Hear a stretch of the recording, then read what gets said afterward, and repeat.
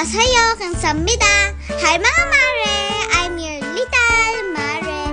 This is the happiest day of my life mga mare kasi pupunta kami sa South Korea mga mare. Ayan, nasa airport na kami mga mare. Nainip kami kasi umaga pa yung flight namin kaya naglalaro kami una ng mga kuya ko. Good luck na lang sa amin mga mare kasi wala pa kaming tulog dyan. Ayan mga mare, nandito na kami sa airplane. Kasama ko pala yung kuya ko, baba ko, tsaka auntie ko.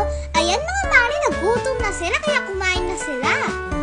Sobrang happy ko, nakasama pa namin yung lola ko mag-travel sa South Korea. Habang malakas pa siya at habang pwede pa siya maglakad, lilipot namin siya mga mare sa magandang lugar. Sabi ng pilot namin, pababa na daw kami. Pakita ko sa inyo yung view. Sabi ng tour guide namin na 60% daw ng South Korea ay bundok. Diba mga mare? Ang ganda! Finally, nasa Incheon Airport na kami.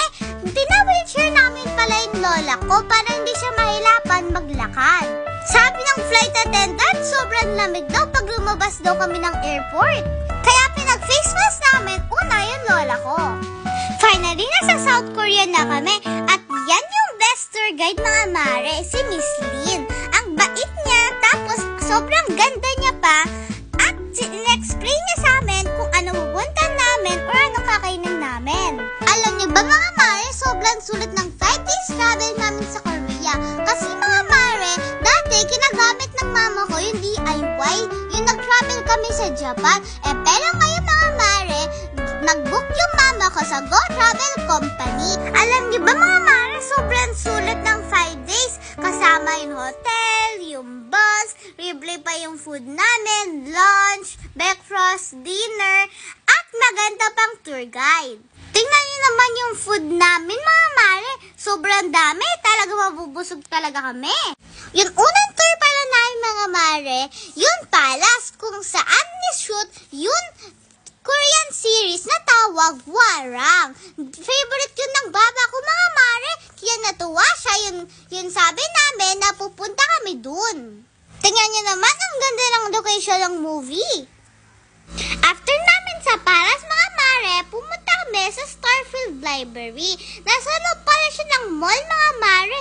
Tingnan niyo naman mga mare, sobrang laki. Alam niyo ba, dyan sinot yung Queen of Tears mga mare. Tingnan niyo yung library mga mare, sobrang laki at ang ganda. May na-question ako mga mare. Kung may gustong basahin na book, paano makukuha? I'm just wondering mga mare. After namin sa Starfield Library mga mare, si Miss Lin dinala niya kami sa masarap daw na restaurant sa Korea.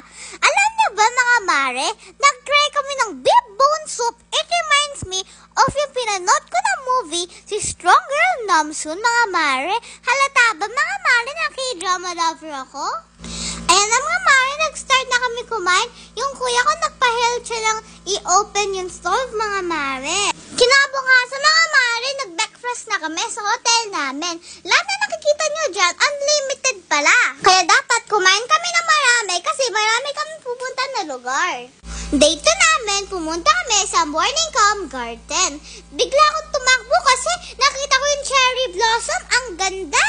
Sabi ko sa mami ko, sobrang ganda mga mare. Pakinggan niyo yung tour guide ko. Sunken Garden, flower garden is so beautiful. It's a main photo zone of this place. And if you go inside more, can you see the pond water? This is the film location of the Korea drama Love from the Moonlight. And I told you Narinig niyo ba yung sabi ng tour guide namin mga mare? Marami daw nag-shoot dito ng Korean novela mga mare. Hindi na magtataka mga mare kasi sobrang ganda dito. Syempre dahil magandang lugar mga mare, kaya pinagpipicture ako ng daddy ko. Ayan niyo ba mga mare, habang naglalakad kami, kasama namin yung tour guide namin mga mare at tinuruan ako ng maraming Korean language. Pakinggan niyo ako.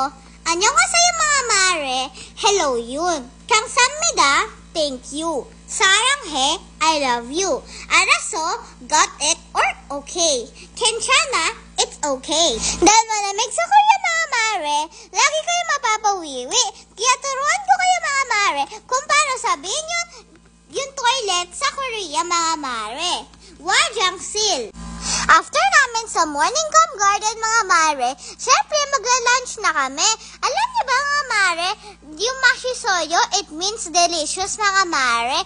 Unlimited pa rin kakainin namin mga mare. So paano ba yan mga mare? Kakain kami una, bye mga mare.